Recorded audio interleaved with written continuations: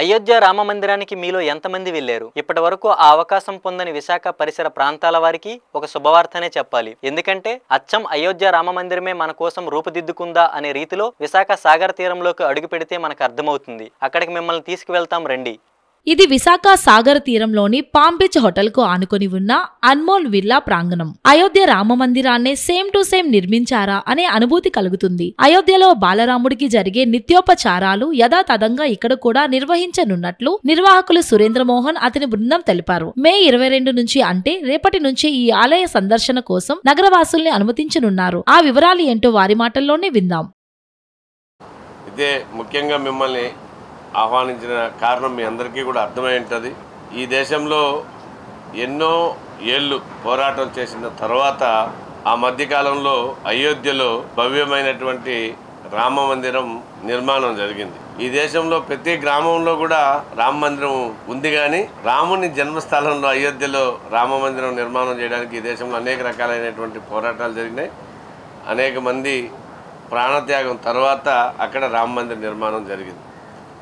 ఆ యొక్క నమూనానే ఒక భవ్యమైనటువంటి దృశ్యంగా మనందరికీ కూడా కనబడుతుంటుంది. ఆ ఫోటో దొరికితే ఆ ఫోటోని తీసుకొని ఇంట్లో పెట్టుకోవాలనిపిస్తుంటుంది. అందులో రాముని ఫోటో కనబడకపోయినా కానీ ఆ మందిరం యొక్క ఫోటో కనబడితే మనం తీసుకొని పోయి ఇంట్లో పెట్టుకోవాలా అనేటువంటి ఆలోచన వస్తుంది. అంత పవిత్రమైనటువంటిది ఆ యొక్క నమూనా. అటువంటి నమూనాని అంటే ప్రతి ఒక్కరూ ఈ దేశంలో ఉన్నటువంటి హిందువులందరూ కూడా దాన్ని చూడాలా, రాముడిని దర్శించుకోవాలా, గుడిని చూడాలా అని చెప్పి కళ్ళగనేటువంటి పరిస్థితి.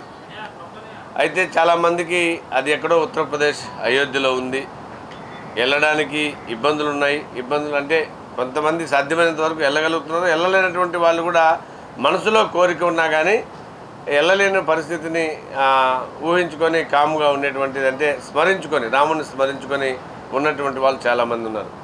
అటువంటి వాళ్ళందరి కోసం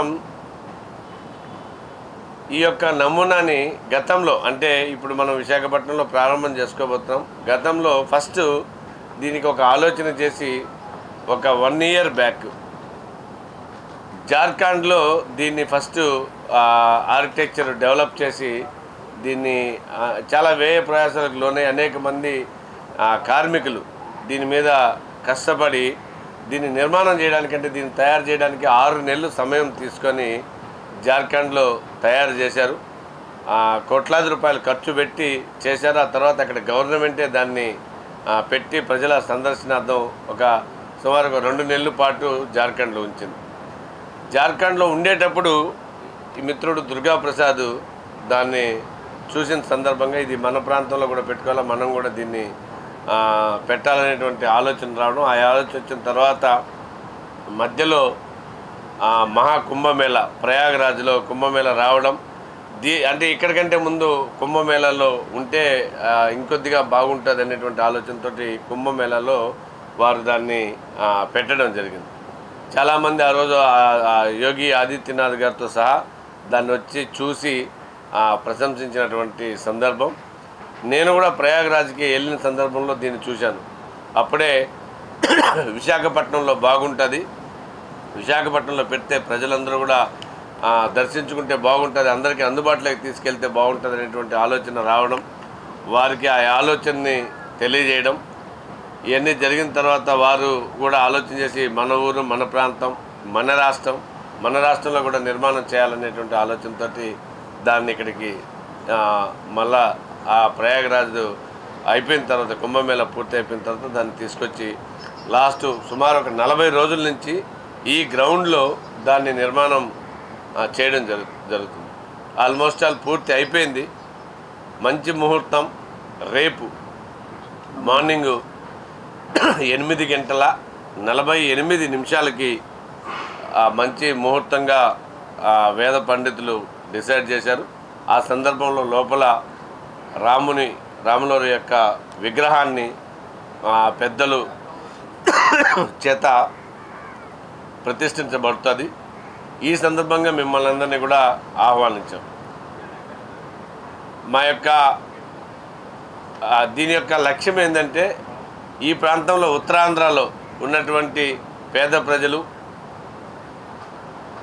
ఎవరైతే రాముని మందిరం దర్శించుకోవాలనుకునేటువంటి వాళ్ళందరూ కూడా ఇక్కడ యాస్టీజ్ అంటే 1% కూడా తేడా లేకుండా ఎక్కడ కూడా చిన్న అంటే రాముడి గుడి చాలా పెద్దది, ఇది దానంత పెద్దది కాకపోయినా ప్రతి అణువు కూడా ప్రతి పాయింట్ పైన నుంచి కింద దాకా ఆర్కిటెక్చరు లోపల ఇచ్చినటువంటి శిలలు అన్నీ కూడా as it is same to same దాన్ని ఇక్కడ నిర్మాణం చేయడం జరిగింది. దీనికి అనేక రకాలైనటువంటి ఆర్కిటెక్చర్స్ శ్రమించి దాన్ని నిర్మాణం చేశారు. ఉత్తరాంధ్ర ప్రజలందరూ కూడా వచ్చి దీన్ని దర్శించుకోవాలి. రాముని యొక్క విగ్రహం కూడా ఏదైతే అయోధ్యలో బాలరాముని విగ్రహం ఎలా అయితే ఉంటుందో సేమ్ విగ్రహాన్ని, కాకపోతే అదే విగ్రహం కాకుండా సేమ్ విగ్రహాన్ని తీసుకొచ్చి రేపు ప్రతిష్టాపన జరుగుతుంది. కాబట్టి మీ అందరి ద్వారా ఈ రాష్ట్రంలో ముఖ్యంగా మన ప్రాంతంలో ఉన్నటువంటి అందరికీ ఈ విషయం చేరవేయాలనేటువంటి ఉద్దేశంతో మిమ్మల్ని అందరినీ కూడా ఆహ్వానించడం జరిగింది. ఒక్కసారి దాన్ని పూర్తిగా కూడా మీరందరూ కూడా అంటే మీ అందరి యొక్క సహకారంతో సొసైటీలోకి అది పబ్లిక్లోకి వెళ్ళాలా, పబ్లిక్లోకి వెళ్ళి అందరికీ తెలుసుకోవాలా. వాళ్ళందరూ కూడా దీన్ని వచ్చి సందర్శించి అయోధ్యకి పోగలిగిన వాళ్ళు రాముని యొక్క కటాక్షం లభిస్తుంది. అదేవిధంగా అయోధ్యకి పోలేనటువంటి వాళ్ళు దీన్ని వచ్చి చూసి ఇక్కడ రాముని యొక్క కృపకి కృపా కటాక్షంకి తీసుకోవాలని చెప్పి మీ అందరి ద్వారా ఈ యొక్క ఉన్నటువంటి ప్రజలందరినీ కూడా తెలియజేస్తున్నాము. ఇది ఇక్కడ రేపు మార్నింగ్ ప్రారంభమైన తర్వాత సుమారు ఒక 2 నెలల పాటు ఇది ఇక్కడ ప్రజల సందర్శనార్థం ఉంటుంది. అనేక మంది పెద్దలు, రాజకీయ ప్రముఖులు, లేకపోతే ఇండస్ట్రియలిస్టులు అందరూ కూడా వారికి అవకాశం అందరూ కూడా వస్తున్నారు. వారికి అవకాశం వచ్చినప్పుడల్లా వాళ్ళ టైం బట్టి అందరూ కూడా అన్ని రాజకీయ పార్టీలకు సంబంధించినటువంటి వాళ్ళు అందరూ ఇండస్ట్రియలిస్టులు కూడా దీన్ని వచ్చి అంటే ఆల్రెడీ కొంతమంది ప్రయాగరాజ్లో చూశారు మన వాళ్ళు మళ్ళా కూడా ఇక్కడికి వచ్చి సందర్శిస్తామని చెప్పి చెప్పడం జరిగింది. 2 నెలల పాటు ఉంటుంది.